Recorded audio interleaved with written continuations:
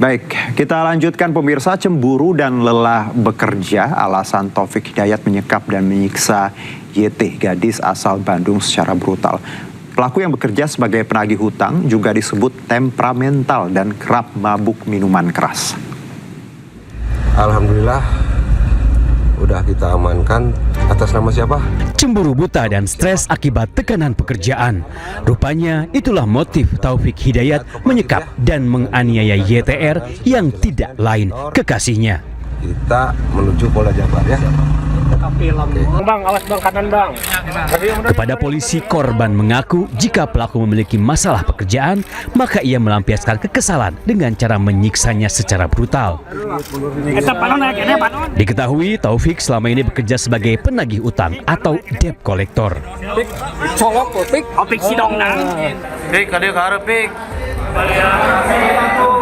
Tidak hanya itu, pelaku juga hampir setiap hari mengkonsumsi minuman keras hingga kerap memicu pertengkaran dengan kekasihnya dan berujung penyiksaan. Semua yang dia lakukan, dia mengakui, dan dia tadi sempat mengatakan bahwa dia juga menyesal karena ini dilakukan di bawah kesadarannya akibat konsumsi alkohol tadi itu. Setiap hari ini konsumsi alkohol, selalu berdebat dengan bercecok dengan kekasihnya dan terjadilah penganiayaan seperti itu. Taufik kini telah menjadi tersangka kasus penyekapan dan penganiayaan.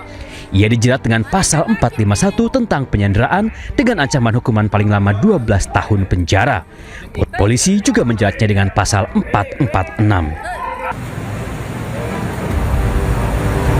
Sementara kondisi kekasihnya kini mulai pulih dan masih menjalani perawatan intensif di Rumah Sakit Hasan Sadikin Bandung. Tim Liputan Ainus melaporkan. Ya, pemirsa, proses hukum kasus dugaan penyekapan dan penyiksaan dengan tersangka Taufik Hidayat terus bergulir. Kejaksaan Tinggi Jawa Barat telah menerima surat pemberitahuan dimulainya penyidikan dari penyidik Polda Jabar dan telah menunjuk 9 jaksa untuk menangani perkara tersebut.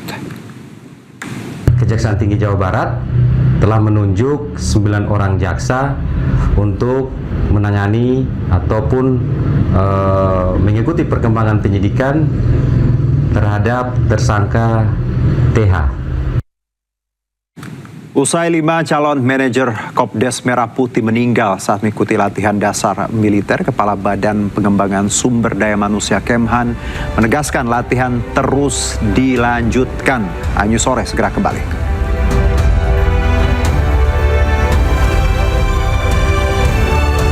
Pemirsa, Wakil Ketua DPRD Jawa Barat Iswara menanggapi usulan hukuman kebiri bagi Taufik Hidayat tersangka kasus penyekapan dan penganiayaan gadis YT.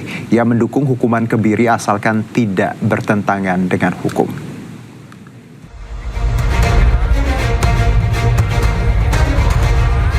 Taufik Hidayat tersangka penganiayaan dan penyekapan gadis YT melancarkan aksinya tersebut di sejumlah lokasi berbeda.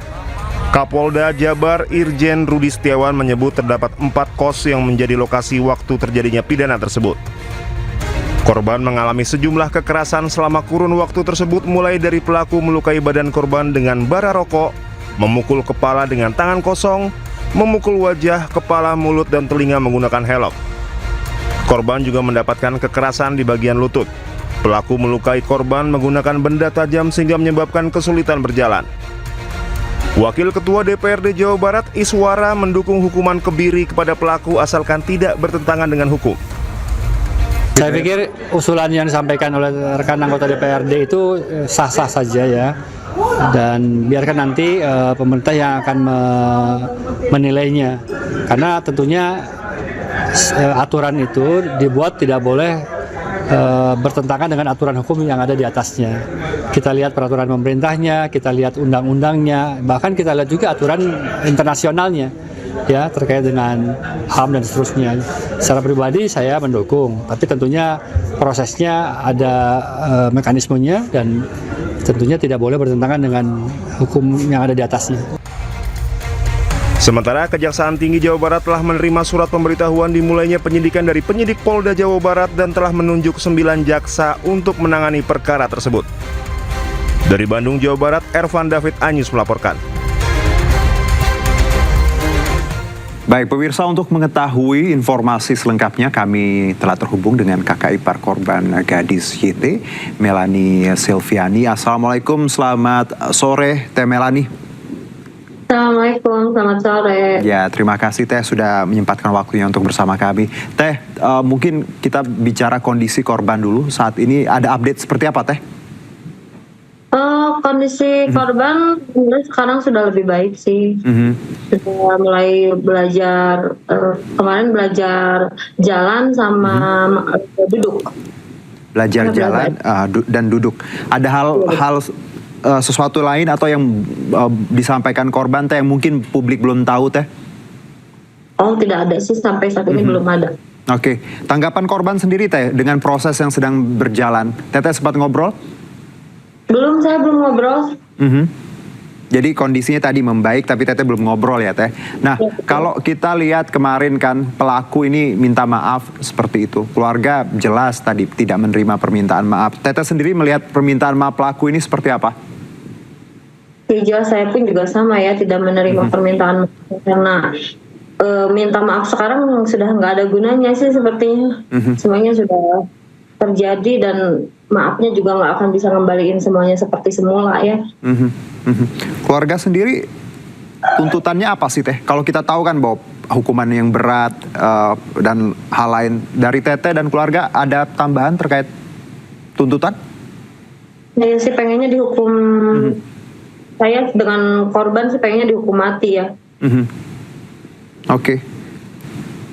Baik Teh, ini kan gini, ketika kita melihat kasus ini, publik melihatnya sebagai ya sesuatu yang sangat di luar nalar gitu, kejam sekali, 3 tahun seperti itu. Teteh sendiri dan keluarga ketika mengetahui kondisi YT seperti ini dan sekarang akhirnya pelaku ditangkap ya Teh. Selama 3 tahun ini Teh, apa yang keluarga lakukan dan Teteh juga untuk mencari korban sebenarnya Teh? Sebenarnya ini bukan 3 tahun ya, 2 tahun hilangnya dari tahun 2024 sampai 2026. Oke, 2 tahun. Ya, usaha saya untuk mencari sih banyak ya. Saya mulai dari tanya-tanya ke temennya, terus saya juga pernah viralkan beberapa kali di media sosial saya pribadi dan juga Facebook suami. Ya gitu, karena korbannya tidak mau dicari gitu. Dianya sempat marah-marah juga, bilang kalau dia baik-baik saja, tidak ingin dicari, dia tidak hilang. Jadinya kami gitu sempat menyerah gitu. Ternyata yang saya tahu sekarang setelah kita bertemu gitu, saya sama korban bertemu, ternyata itu di bawah tekanan si pelaku. Oke, jadi sebenarnya ketika waktu dicari dan ada jawaban dari korban tidak mau dicari, marah, itu sebenarnya di bawah tekanan ya Teh ya? Diancam seperti itu Teh?